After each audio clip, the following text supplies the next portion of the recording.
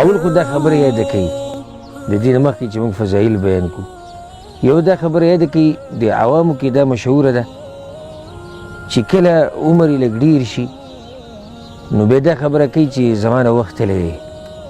که ته ورته وایې راشه درس ته کښېنه، بوی زما نه وخت تللی دی، راشه د قرآن ته کښېنه قرآن ووایه، زما ژبه جي پیړه شوې ده او زموږ نه هغه دور تللی ده، اوس نه کېږي او زموږ ذهن کمزوري شوی، علم چې څوک کوي په وړوکوالي کې کوي دا کوي او دغه کوي.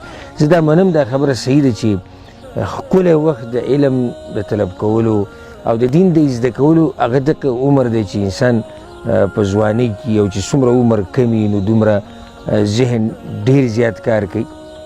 خو د هغې دا مطلب نه دی چې دا عمر زیات شو نو بس ته چې آزاد شوې او ته به علم نه زده کوې، ته به قرآن او حدیث نه زده کوې، ته په درسونو کې نه کښېنې، ته بیانونه نه اورې.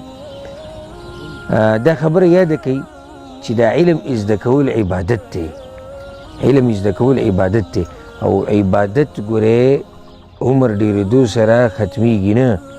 الله خپل پیغمبر ته څه وایي واعبد ربک حتی یأتیک الیقین، ای پیغمبره بندګي د الله کوه د کوم وخته پورې چې څو پورې تاله مرګ راشي، مرګه پورې ته د الله بندګي کوه.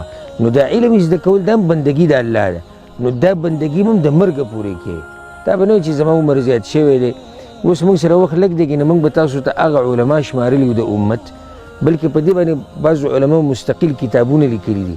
هغه علما د امت چې هغوی 40 کالو ته رسېدلي دي او د هغې نه بعد علم شروع کړی، غټ غټ امامان پکې جوړ شوي دي او 40 کالو ته عمر رسېدلی دی، بیا وروسته علم طلب کول یې شروع کړي دي او محنت یې شروع کړی دی. نو زه تاسو ټولو ته دا ویل غواړم چې محنت کوئ، کوشش کوئ.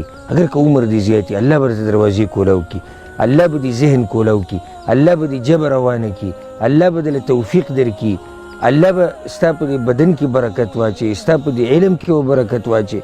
دا خبرې دا د شیطان د طرف نه دې ذهن ته راځي چې په ما باندې وخت تېر شوی.